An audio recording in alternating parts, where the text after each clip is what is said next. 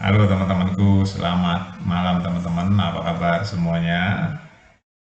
Saya hari ini tanggal 28 September jam 22.00 ya, 10 malam teman-teman.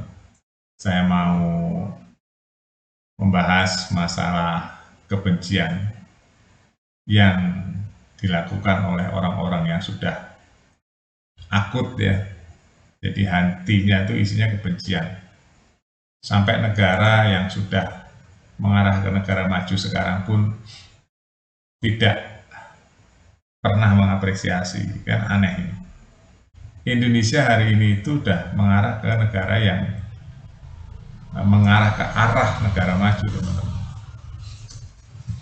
Jadi sempurna ya enggak ya, namanya ngelola negara sebesar Indonesia. Indonesia ini kan sama dengan Eropa besarnya.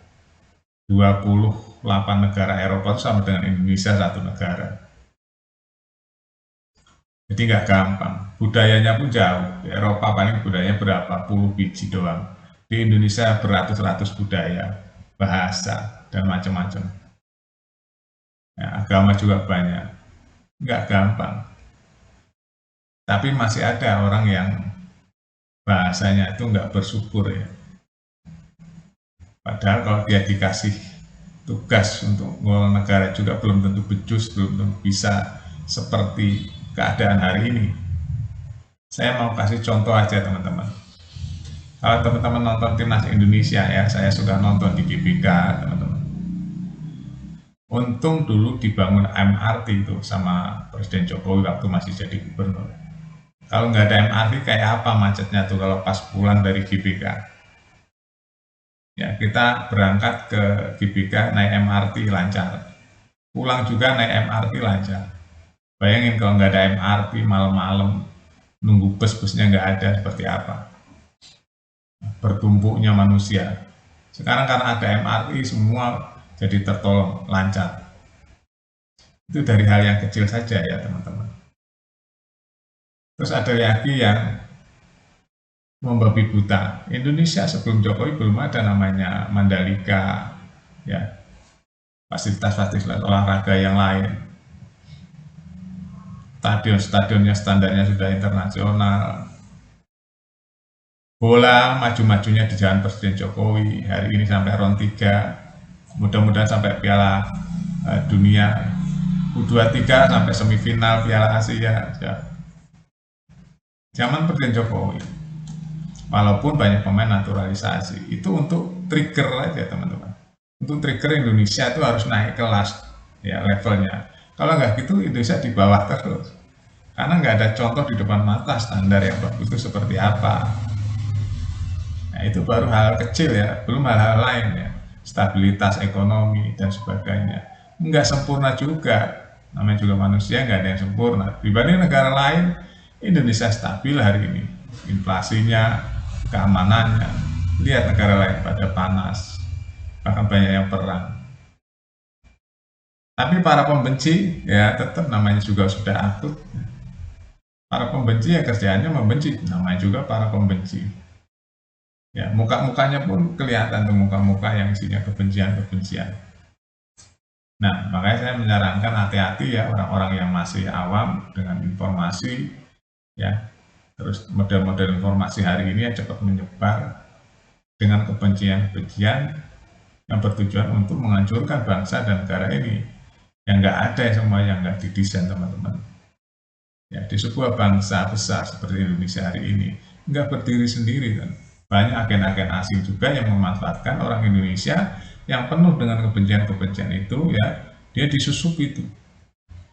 Namanya politik adu domba. Ya, kebencian itu salah satu adu domba. Supaya Indonesia nggak aman, Indonesia berantem sesama anak bangsa. Hati-hati dengan muka-muka yang suka menyebarkan selalu kebencian di dalam pidatonya, perkataannya, diskusinya, selalu kebencian terhadap negeri sendiri. Ya, jadi apa ya, bukan solutif malah yang ada memfitnah ya, memfitnah hal-hal yang sangat buruk terhadap pemimpin, terhadap pemerintah. Itu kan menghancurkan nama baik bangsa sendiri. Itu banyaklah di khususnya sudah dipanggil TV One tuh banyak tuh yang selalu mengkritik keras pemerintahan tuh ya, dengan tidak ada solusinya, hanya mengkritik mah semua orang bisa. Tapi kalau orang dewasa itu selalu mengkritik pakai solusi, ini solusinya begini. Terus apakah dia juga orang mampu kalau dia berkuasa dikasih jabatan? Belum tentu, teman-teman. Orang kan bisa dilihat dari track record-nya. Kalau dia track record-nya hanya ngomong saja ya sampai kapanpun hanya ngomong, teman. Dikasih tugas pekerjaan real ya nggak tahu caranya gimana. Itulah orang yang suka menebar kebencian biasanya seperti itu. Dan juga biasanya ada kepentingan-kepentingan ya yang orang menebar kepentingan, yang politik, kepentingan keuangan, ya itu biasanya seperti itu.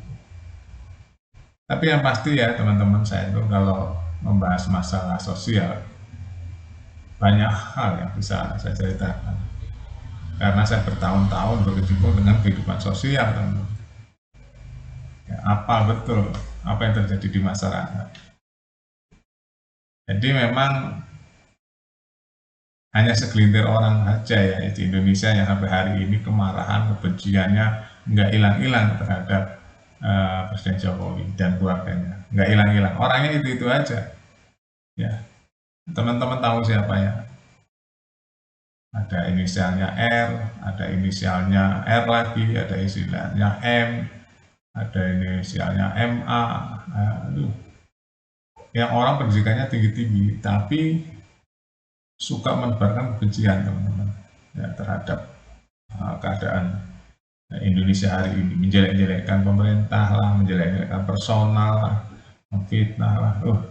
Kalau dengar di media sosialnya saya kadang-kadang, orang begini ya sekolahnya tinggi-tinggi ya, bawa agama, kesolehan, tapi bahasanya isinya kebencian. Nah, kebencian itu teman-teman kalau terus-menerus itu membahayakan.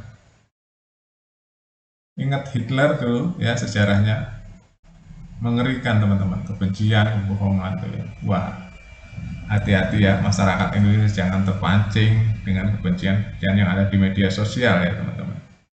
Itu pasti ada kepentingan-kepentingan. Kenapa mereka ya, selalu menebarkan kebencian? Pasti ada tujuannya, teman-teman. Kita sebagai masyarakat, sebagai rakyat, jangan terpancing oleh kebencian itu ya. Yang penting kita harus berpikir positif, bekerja keras supaya bisa maju Indonesia ya. Itu aja, teman-teman. Terima kasih ya. Kita harus hati-hati bermedia sosial, jangan mudah percaya ya.